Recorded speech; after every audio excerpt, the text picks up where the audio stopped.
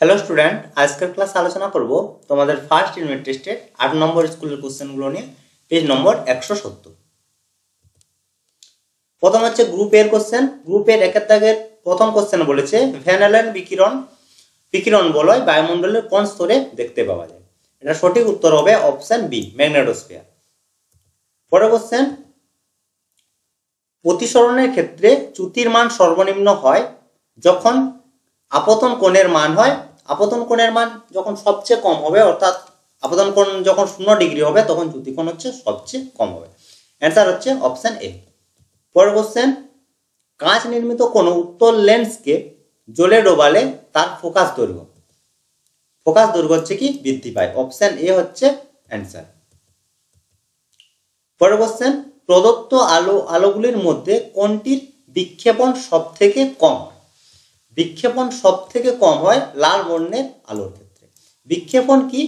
কোনো লাইট যখন চারিদিকে ছড়িয়ে পড়ে, অর্থাৎ বহুবর্ণী আলোর ক্ষেত্রে যখন কোনো লাইট ভেঙে যায় বা কোনো লাইটের ক্ষেত্রে চারিদিকে ছড়িয়ে পড়ার ঘটনাকেই বলা হয় বিক্ষেপণ।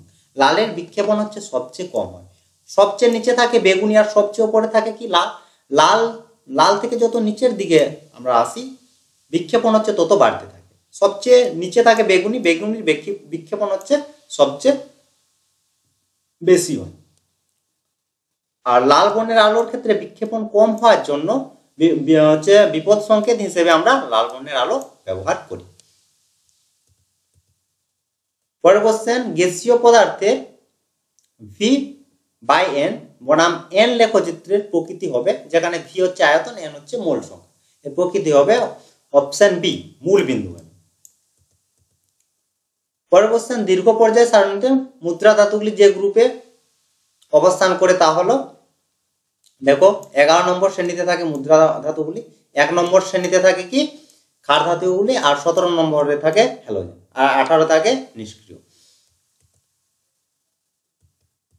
পরের কোশ্চেন, এখানে বলেছে দেখো যে 4টি মৌল পি কিউ আর এস, যাদের পারমাণবিক ক্রমাঙ্ক গুলো দিয়েছে। পি এর হচ্ছে Z-1, কিউ হচ্ছে জেড, আর হচ্ছে Z+1, আর এস এর হচ্ছে Z+2, আর জেড এর মান বলেছে 17। কোশ্চেনে বলেছে যে কোন মৌল জোড় দুটির মধ্যে গঠিত বন্ধন সবচেয়ে বেশি আয়নীয় প্রকৃতির হবে। আয়নীয় প্রকৃতির হবে। তাহলে প্রথমে আমাদের পারমাণবিক ক্রমাঙ্কগুলো দেখে নিতে হবে। এখান থেকে পি এর পারমাণবিক ক্রমাঙ্ক কত হবে? Z-1, জেড এর মান হচ্ছে 16, জেড এর মান হচ্ছে 17, তাহলে পি এর মান হচ্ছে 16।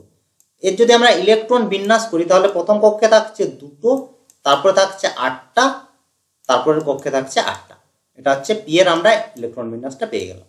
তারপর হচ্ছে কিউর হচ্ছে জেড, শুধু জেড বলতে 17 ইলেকট্রন বিন্যাস যদি আমরা করি, তাহলে পাবো 12 বলছে আবার 2, এটা হচ্ছে 2, তারপরে 8, তারপরে হচ্ছে 17 আবার বলছি 7 হয়েছে। 17, 2, 8, 7। তারপর আসছে আর এর হচ্ছে Z+1 বলতে 18, তাহলে 2, 8, 8।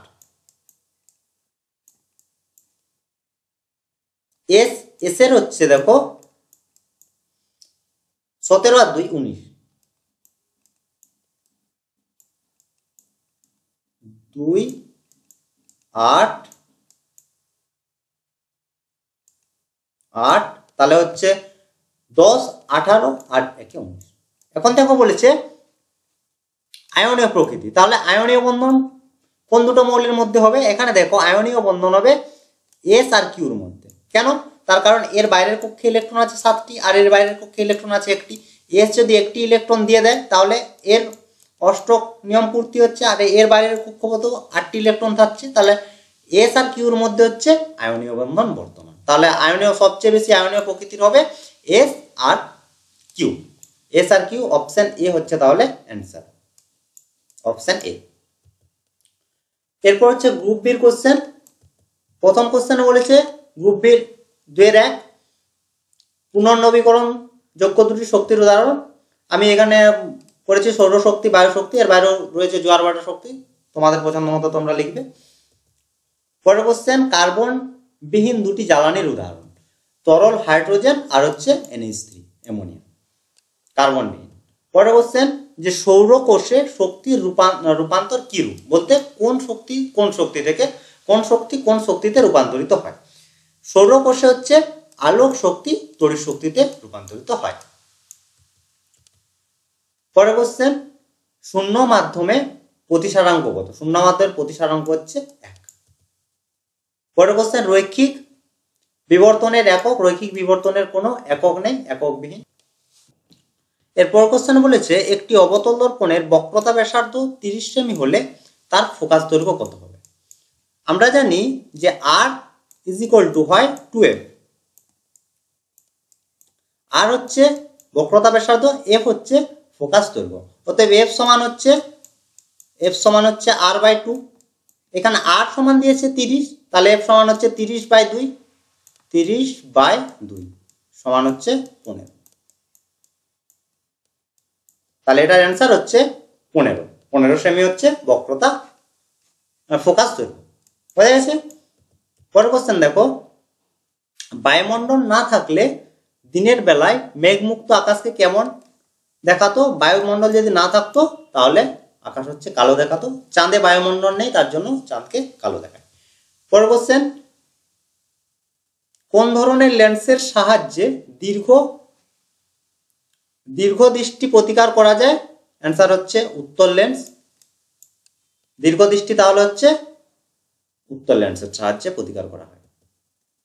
পরের কোশ্চেন, 1 গ্রাম অনুপরিমাণ কোনো আদর্শ গ্যাসের PV/N এর SI এককে তার মান কত? তার মান হচ্ছে 22.4 ATM লিটার মোল ইনভার্স বা পার মোল। পরের কোশ্চেন, সত্য মিথ্যা?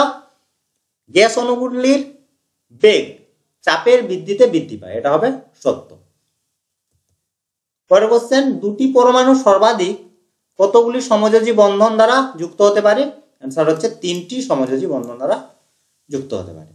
পরের কোশ্চেন, একটি তেজস্ক্রিয় ক্ষার ধাতুর নাম লেখো। অ্যান্সার হচ্ছে কে।